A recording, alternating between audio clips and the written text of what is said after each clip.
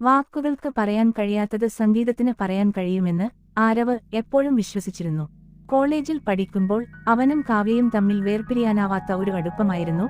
അവൻ ഗിറ്റാർ കൊണ്ട്, അവൾ അവളുടെ ശബ്ദം കൊണ്ട്. അവരുടെ റിഹേഴ്സൽ മുറിയുടെ ചുവരുകളിൽ നിന്ന് ഒരിക്കലും മായാത്ത മെൽഡികൾ അവർ ഒരുമിച്ച് എഴുതിയിരുന്നു. പക്ഷേ ജീവിതം അവരെ വേർപെടുത്തി. കാവ്യ തന്റെ സ്വപ്ന ജോലി തേടി വിദേശത്തേക്ക് പോയി. ആരവ് തന്റെ സംഗീതത്തിനു പിന്നാലെ തന്നെ തുടർന്നു. അവർ ഒരുമിച്ച് പൂർത്തിയാക്കുമെന്ന് വാഗ്ദാനം ചെയ്ത ഒരേയൊരു ഗാനം, അവരുടെ ഗാനം അപൂർണമായി തുടർന്നു. വർഷങ്ങൾ കടന്നുപോയി. ഒരു വൈകുന്നേരം ആരവ് നഗരത്തിലെ ഒരു ചെറിയ കഫേയിൽ പരിപാടി അവതരിപ്പിക്കുകയായിരുന്നു. ജനക്കൂട്ടം ഊഷ്മളമായിരുന്നു, വെളിച്ചം മൃദുവായിരുന്നു, വായുവിൽ കാപ്പിയുടെയും മഴയുടെയും ഗന്ധമുണ്ടായിരുന്നു. സംഗീതത്തിൽ മുഴുകി അയാൾ ഗിറ്റാർ വായിച്ചപ്പോൾ പെട്ടെന്ന് ഒരു ശബ്ദം അയാളുടെ കൂടെ വന്നു. അയാൾക്ക് പെട്ടെന്ന് പരിചിതമായ ഒരു ശബ്ദം. അയാൾ മുകളിലേക്ക് നോക്കി. കഫേയുടെ പിൻഭാഗത്ത് ആതിഥേയൻ തന്ന മൈക്രോഫോൺ പിടിച്ചുകൊണ്ട് കാവ്യ നിൽപ്പുണ്ടായിരുന്നു. അവളുടെ കണ്ണുകൾ അയാളുടെ മൈക്രോഫോണിൽ തറഞ്ഞു. ഒരു നിമിഷം കാലം പിന്നോട്ടു പോയി. വർഷങ്ങളുടെ നിശബ്ദതയിൽ തളർന്നുപോയ മുതിർന്നവരായിരുന്നില്ല അവർ. വീണ്ടും ഒരു മേൽക്കുരയിൽ ഇരുന്ന നക്ഷത്രങ്ങൾക്ക് കീഴിൽ വരികൾ എഴുതുന്ന രണ്ട് യുവസ്വപ്നജീവികളായി അവർ.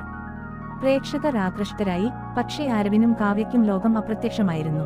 അവർ പാടിയത് പഴയ പാട്ടുകളോ മറ്റാരുടെയോ വാക്കുകളോ അല്ല, മറിച്ച് ഒരിക്കൽ അവർ എഴുതിയ പൂർത്തിയാകാത്ത പാട്ടിന്റെ ഭാഗങ്ങളാണ്. ഒരിക്കലും അവസാനിക്കാത്ത ഒന്ന്.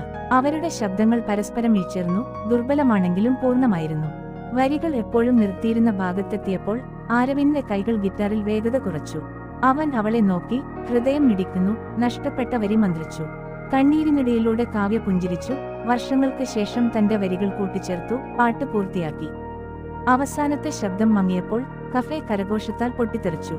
പക്ഷേ അവർക്ക് കരഘോഷം പ്രശ്നമല്ലായിരുന്നു. പ്രധാന കാര്യം അവർ ഒടുവിൽ അവരുടെ പാട്ട് പാടിയിരിക്കുന്നു എന്നതാണ്. പിന്നീട് ഷോ കഴിഞ്ഞ് അവർ ഒരുമിച്ച് ഇരിക്കുമ്പോൾ ആരവ് മൃദുവായി ചിരിച്ചു. നിങ്ങൾക്ക് മനസ്സിലായോ, ഞങ്ങൾ ഒരിക്കലും പാടാത്ത പാട്ടാണ് പാടിയത്. കാവ്യ അവനെ നോക്കി, വിറക്കുന്ന ശബ്ദത്തോടെ പക്ഷേ ഉറപ്പോടെ. ഒരുപക്ഷേ നമ്മൾ കഥ പൂർത്തിയാക്കുന്നതിനു മുമ്പ്. ആദ്യം അതിൽ ജീവിക്കാൻ വേണ്ടിയുള്ള കാത്തിരിപ്പായിരിക്കാം അത്. കഫേ ലൈറ്റുകളുടെ പ്രകാശത്തിൽ വേർപിരിഞ്ഞ രണ്ട് ആത്മാക്കൾ വീണ്ടും ഐക്യം കണ്ടെത്തി, സംഗീതത്തിൽ മാത്രമല്ല പ്രണയത്തിലും.